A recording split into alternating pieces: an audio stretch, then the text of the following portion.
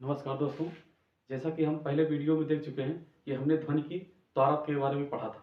उसमें हमने क्या पढ़ा था, जैसे कोई भी पिंड है, अगर कोई भी जैसे आप प्रकाश पढ़ोगे तो इसमें ध्यान से देखिएगा तो प्रकाश की प्रवृत्ति पढ़ोगे अनुप्रस्थ, तो उसमें श्रृंगार्थ के रूप में चलती है ना।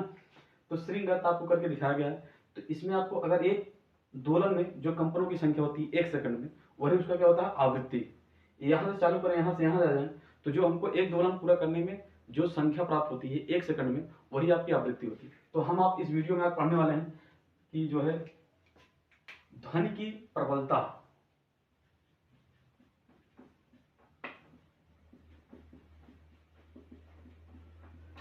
ध्वनि की प्रबलता। तो ध्वनि की प्रबलता हम आप पढ़ने वाले हैं। ये प्रबलता क्या होती है, ध्यान सुनिएगा दोस्तों।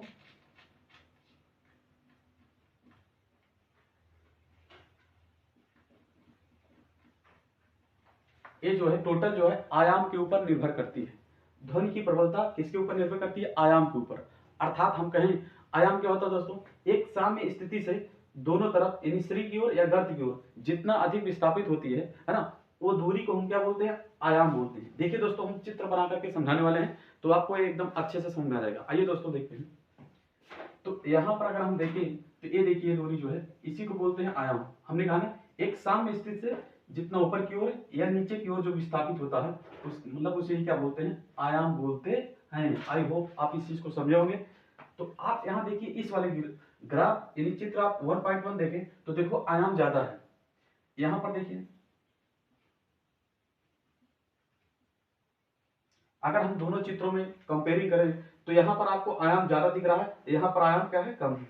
इसका मतलब होगा अगर आयाम कम होगा तो ध्वनि की प्रबलता भी क्या होगी, कम होगी दोस्तों। अगर आयाम इस 1.1 चित्र में जो आयाम का मान है वो क्या है, ज्यादा है, तो इसका मतलब ध्वनि की प्रबलता क्या होगी, ज्यादा होगी। देखो ध्वनि का पार्ट 2 बनाने का मेरा कई उद्देश्य था कि कई लड़के जो है ऑफलाइन में कह रहे थे कि सर ध्वनि प्रबलता हमारी छूट गई है, तो हमने सोचा आपको ध्वनि की प्रबलता का डाउट आज से खत्म हो जाएगा। ठीक है दोस्तों, तो ध्वनि का तारक तो हमने कल बताया था, आज हमने प्रबलता बता रहा हूँ, है ना। तो आप यहाँ भी देख लीजिए, यहाँ दूरी देखिए कम है और यहाँ पर दूरी क्या है, ज्यादा है। तो मेरे भाई एक साम्य स्थिति से जो आयाम आपका इधर उधर विस्थापित होता है, तो आप देख सकते हैं कि ये दूरी ही आपकी क्या कहलाती है, आयाम कहलाती है।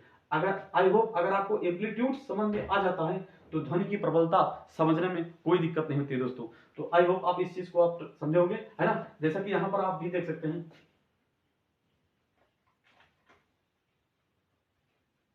यहाँ देखिए दोस्तों, अब ये आयाम आप देखिए, यहाँ पर जो आयाम है, यहाँ का आयाम ज्यादा अपनी ओर विस्थापित हुआ है, अर्थात इसकी दूरी जो है इसकी अपेक्षा, तो ये तो आपका ज्यादा हो गया ना, और ये आपका क्या हो गया, कम हो गया। तो कहने का मतलब यहाँ पर आपका जो है ध्वनि की प्रबलता क्या हो जाएगी, कम हो जाएगी दोस्तों। और यहाँ पर ध्वनि की प्रबलता क्या हो जाएगी दोस्तों, ज्यादा हो जाएगी, क्योंकि आयाम ज्यादा है। अगर आयाम ज्यादा हुआ तो ध्वनि की प्रबलता भी क्या होगी, ज्यादा होगी। तो इस टॉपिक को उम्मीद है समझ गए होंगे। कुछ आयाम के बारे में एक दो पॉइंट समझ लेते हैं। आयाम आपको बता ही दिया हमने क्या होता है। आयाम को जो है अगर पूछेगा प्रदर्शित किससे करते हैं, आप बताएंगे दोस्तों स्मॉल ए से। किससे प्रदर्शित करते हैं, स्मॉल ए से। तो आप देख सकते हैं यहाँ पर आयाम को प्रदर्शित करते हैं स्मॉल ए से।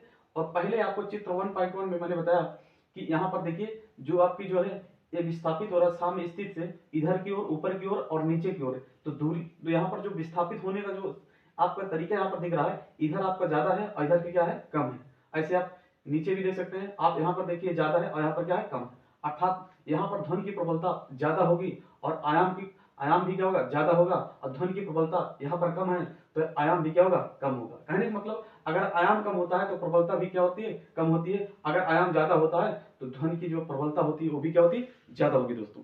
तो आई होप आप भी कमेंट सेक्शन में करके बताइए, जो आपको टॉपिक न समझ में आया हो तो हम आपको अच्छे से वीडियो बनाकर भेज देंगे। ठीक है दोस्तों, धन्यवाद।